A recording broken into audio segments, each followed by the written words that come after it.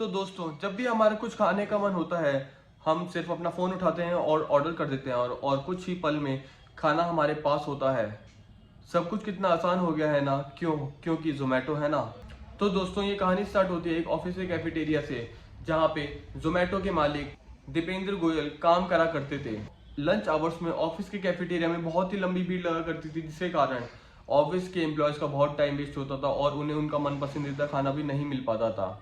इसी समस्या से ज़ोमैटो के मालिक दीपेंद्र गोयल भी बहुत परेशान थे, मगर उन्होंने इस परेशानी का हल निकालने का सोचा। जब उन्होंने इस परेशानी का हल निकालने का सोचा तो उन्होंने एक वेबसाइट डिज़ाइन करी, जहाँ पे उन्होंने अपने ऑफिस का मेन्यू अपलोड कर दिया और धीरे धीरे उस मेन्यू को उस कंपनी के एम्प्लॉयज़ यूज़ करने लगे और अपना खाना सेलेक्ट करने लगे उस वेबसाइट की मदद से। और देखते ही देखते उनकी ये वेबसाइट बहुत ही फेमस होने लग गई और उनकी वेबसाइट पे काफ़ी हिट आने लग गए। जब उनका ये आइडिया थोड़ा फेमस होने लग गया तो उन्होंने इस आइडिया को काफ़ी गंभीरता से सोचना स्टार्ट कर दिया और इसको थोड़ा एक्सपेंड करने की सोचा। उन्होंने कुछ ही दिनों बाद एक वेबसाइट पे काम करना स्टार्ट कर दिया, जिसपे वो दिल्ली एनसीआर के काफ़ी रेस्टोरेंट रखना चाहते थे और उन रेस्टोरेंट की जानकारी उस वेबसाइट पे रखना चाहते थे। उन्होंने इस वेंचर को फूडलेट नाम दिया था और उन्होंने इस वेंचर को अपने दोस्त प्रफुल्ल की मदद से खोला था। मगर कुछ ही समय बाद प्रफुल्ल ने इस वेंचर को छोड़ दिया और वो मुंबई चले गए अपने नेक्स्ट जॉब के लिए। और उसके बाद उनके दूसरे दोस्त, जो कि उन्हीं के साथ आईआईटी दिल्ली में पढ़ा करते थे, पंकज चड्ढा जी ने उनका साथ देने का फैसला किया और दोनों ने मिलकर बनाई ज़ोमैटो। तो पंकज जी भी आईआईटी दिल्ली में ही पढ़ते थे उनके साथ, और वो भी बेन एंड कंपनी में दीपेंद्र गोयल के कलीग थे। तो दोनों ने मिलकर 2008 में फूड ईबे की शुरुआत करी। उस फूड ईबे की वेबसाइट पे उन्होंने दिखाया कि कौन सा रेस्टोरेंट की रेटिंग्स कितनी है, उसकी कितनी पॉपुलैरिटी है और उस रेस्टोरेंट का एवरेज ऑर्डर वैल्यू कितना रहता है, उस रेस्टोरेंट की लोकेशन क्या है। इस फूड ईबे को लोगों ने काफ़ी पसंद करा और रेस्टोरेंट्स ने भी काफ़ी पसंद करा, क्योंकि काफ़ी सारे रेस्टोरेंट एनरोल होना स्टार्ट हो गए थे। जहाँ पे पहले संख्या 1200 थी, अब वो साल के एंड तक आते आते लगभग संख्या 2000 के आसपास पहुँच चुकी थी।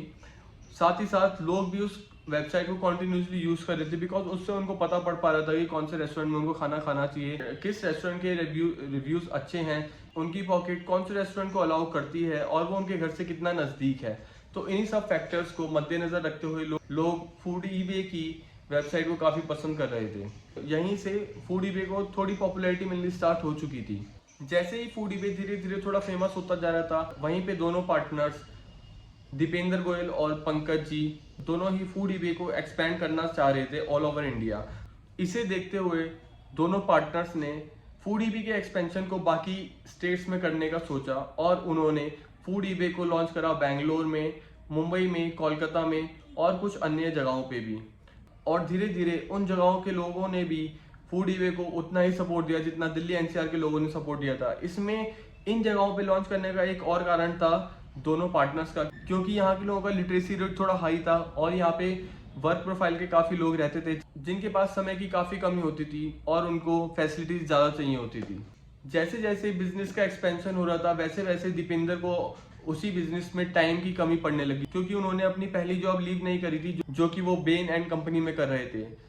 तो उन्होंने कुछ समय बाद लगभग 2010 में उस जॉब को छोड़ने का निर्णय लिया और साल के अंत तक उन्होंने वो जॉब छोड़ दी और फिर वो फुल टाइम अपने बिजनेस पे फोकस करने लग गए। जैसे कि उन्होंने अपने वेंचर का नाम फूड ईबे रखा था, जिसमें कि फूड और ईबे दो शब्द से मिलकर बना है। ईबे एक ऑलरेडी बहुत बड़ी कंपनी है, जिसके कारण कंपनी पे आने वाले टाइम में कुछ कॉम्प्लिकेशंस हो सकते थे। तो इसी को मद्देनजर रखते हुए दीपेंद्र जी ने फूड ईबे का नाम चेंज करने का सोचा और वहीं से नाम आया ज़ोमैटो। तो एक तरफ कंपनी तो एक्सपेंड कर रही थी, दूसरी तरफ कंपनी की ज़रूरतें भी उसी पेस से बढ़ रही थी। तो उन ज़रूरतों को पूरा करने के लिए कंपनी के पास फंड्स की कमी आने लग गई, जिसकी वजह से कंपनी को कई इन्वेस्टर्स की खोज करनी पड़ी। जिस समय कंपनी इन्वेस्टर्स की खोज कर रही थी, दूसरी तरफ Naukri.com के मालिक संजीव बिखचंदानी भी ज़ोमैटो पे अपनी नज़र गड़ाए बैठे थे, क्योंकि उन्हें पता था इस बिजनेस में बहुत पोटेंशियल है और इसमें अगर वो इन्वेस्टमेंट करेंगे तो उनको बहुत ही अच्छे रिटर्न्स मिलेंगे आने वाले फ्यूचर में। तो जब ज़ोमैटो के पार्टनर्स इन्वेस्टर्स को ढूंढ रहे थे, उसी समय संजीव जी ने ज़ोमैटो के ओनर को मेल करा कि मैं आपसे मीटिंग करना चाहता हूँ। वहीं दूसरी तरफ दीपक ने यह सोचा कि ये कोई स्पैम मेल है और उसको उन्होंने नज़रअंदाज कर दिया। मगर 2-3 दिन बाद उनको रियलाइज़ हुआ कि वो उस मेल को फिर से चेक करते हैं, मगर जब उन्होंने उस मेल को फिर से चेक करा तो उसमें उन्हें संजीव जी की कॉन्टैक्ट डिटेल्स मिली। फिर उन्होंने संजीव जी को कॉल करा और मीटिंग सेट करी। मीटिंग पे पहुंचने के बाद लगभग 10 से 15 मिनट के अंदर ही मीटिंग रैप अप हो गई और उनको अपना फर्स्ट इन्वेस्टमेंट राउंड पूरे $1 मिलियन का मिला, जिसमें उन्हें संजीव जी को कंपनी का लगभग 33% देना पड़ा। तो 2010 से लेके 2013 तक इन्फो एज, जिसको Naukri.com के नाम से जाना जाता है, 2013 तक इन्फो एज लगभग $13.5 मिलियन जोमेटो को दे चुका था, जिसमें कि इन्फो एज की हिस्सेदारी 47.9% तक पहुंच चुकी थी कंपनी में। और इसी के बाद जोमेटो को लोकप्रियता काफी मिलने लग गई थी और बाकी इन्वेस्टर्स भी अपना पैसा निवेश करने के लिए जोमेटो में आगे आ रहे थे, जैसे कि Sequoia capitals, VY capitals, Alibaba capitals ने अपना काफी बड़ा निवेश करा कंपनी में, और बाकी भी काफी फाइनेंसर्स थे जिन्होंने काफी अच्छा निवेश करा था जोमेटो में। लगभग $223 मिलियन की फंडिंग जोमेटो में हो चुकी थी और ये काफी बड़ी फंडिंग थी और कंपनी के लिए सफिशिएंट फंडिंग थी उसको पूरी प्रॉपर्ली एक्सपेंड करने के लिए। इस समय लगभग 2014-15 का था। उस समय लगभग हर भारत के निवासी पे अपना एंड्रॉइड फोन होता था, जिसको जोमेटो को आगे चल के बहुत बड़ा फायदा हुआ। कुछ समय बाद जोमेटो ने अपनी मोबाइल पे एप्लीकेशन लॉन्च करने का निर्णय लिया, क्योंकि अब वो डायरेक्ट लोगों से कनेक्ट करना चाहते थे। जोमेटो को मोबाइल एप्लीकेशन के थ्रू लोगों की जिंदगी में उतारने के बाद जोमेटो को बहुत ही बड़ी कामयाबी हासिल हुई। इससे उन्होंने बहुत बड़ा बैरियर तोड़ दिया लोगों को अपने आप से कनेक्ट करने का, और उनके बिजनेस में काफी बढ़ोतरी हुई। इस कामयाबी के बाद जोमेटो ने वर्ल्ड वाइड एक्सपेंड करने का सोचा और उन्होंने कई अन्य देशों में भी अपने वेंचर स्टार्ट करे, जैसे कि श्रीलंका में, यूएई में, फिलीपींस में, साउथ अफ्रीका में, यूनाइटेड किंगडम में, और भी काफी देश थे जहाँ पे उन्होंने अपने वेंचर स्टार्ट करे थे। और इसी के साथ साथ उन्होंने कई बड़ी फॉरेन कंपनीज को भी एक्वायर करा था और जोमेटो का ग्राफ आसमान की नई ऊंचाइयों को छू रहा था। और इसी के साथ साथ उन्होंने अपना विश्व में भी काफी बड़ा और मजबूत ब्रांड बना लिया था। तो हमने जोमेटो की कहानी तो जान ली, मगर अभी तक ये नहीं जाना कि जोमेटो किस तरह अपना रिवेन्यू जनरेट करता है। तो जोमेटो का रिवेन्यू लगभग 3 मॉडल्स पे जनरेट होता है, जिसमें से पहला मॉडल है रेस्टोरेंट एडवर्टीजमेंट। जब भी कोई रेस्टोरेंट अपने आप को जोमेटो पे लिस्ट करना है तो उसकी हमेशा ये चाह होती है कि मेरा रेस्टोरेंट सबसे ऊपर दिखे जोमेटो की लिस्ट में, बिकॉज जब कोई रेस्टोरेंट सबसे ऊपर दिखेगा तो उस रेस्टोरेंट में ऑब्वियस सी बात है कि ऑर्डर्स भी बहुत ज्यादा मात्रा में आएंगे। तो इसी के लिए जोमेटो रेस्टोरेंट्स की लिस्टिंग करता है अपनी एप्लीकेशन पे और नोटिफिकेशंस में। तो इसी के लिए जोमेटो काफी अच्छा खासा अमाउंट चार्ज करता है, जो कि जोमेटो का एक बहुत बड़ा रिवेन्यू क्रिएट करके देता है। सेकंड मॉडल है कंसल्टिंग सर्विसेज का। सपोज करिए मेरा कोई रेस्टोरेंट है और मेरे को अपने रेस्टोरेंट को एक्सपेंड करना है, मेरे को अपने रेस्टोरेंट के कुछ आउटलेट्स या फिर कुछ ब्रांचेस ओपन करनी है, बट मुझे उस चीज़ का बिल्कुल भी एक्सपीरियंस नहीं है।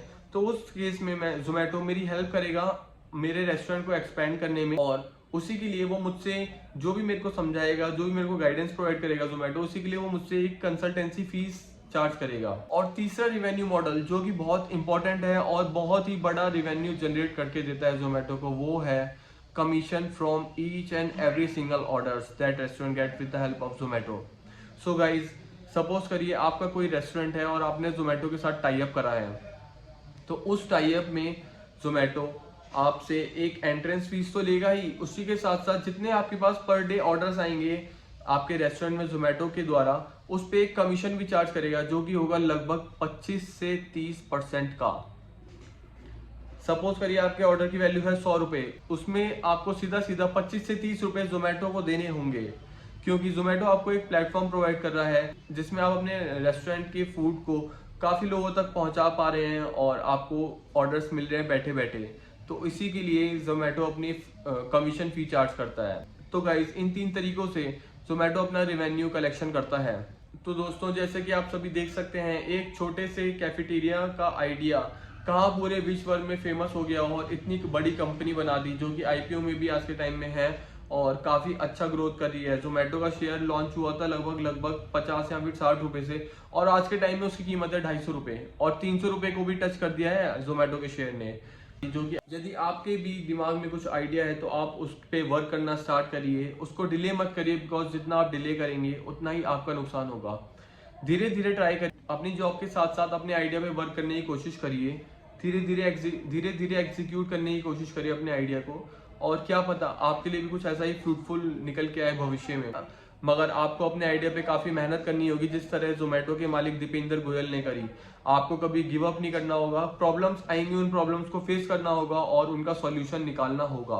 जिस तरह दीपेंद्र ने एक कैफेटेरिया के सॉल्यूशन निकाला था, अपने जो भी उनके कलीग्स थे उनके लिए एक सॉल्यूशन फाइंड करा था, पूरे भारत जनता के लिए, पूरे वर्ल्ड वाइड के लिए उन्होंने सॉल्यूशन फाइंड करा कि वो घर बैठे बैठे आज की डेट में खाना ऑर्डर कर पा रहे हैं। वैसे ही आपको प्रॉब्लम्स का सॉल्यूशन फाइंड करना है। अगर आपने जिस दिन सॉल्यूशन फाइंड करना स्टार्ट कर दिया, उस दिन से समझ लीजिए आप का आइडिया सक्सेसफुल होके ही रहेगा, चाहे वो 1 साल बाद हो, 2 साल बाद हो या फिर 10 साल बाद हो। मगर आपको हमेशा कंसिस्टेंट रहना है और हमेशा अपने आइडिया पे वर्क करते रहना है। वीडियो अच्छी लगी हो तो वीडियो को लाइक करना मत भूलना, चैनल को सब्सक्राइब करना मत भूलना। मिलते हैं नेक्स्ट वीडियो में, तब तक के लिए नमस्कार, शुक्रिया, thank you for watching this video. Have a nice day, bye bye, take care, keep growing, keep learning.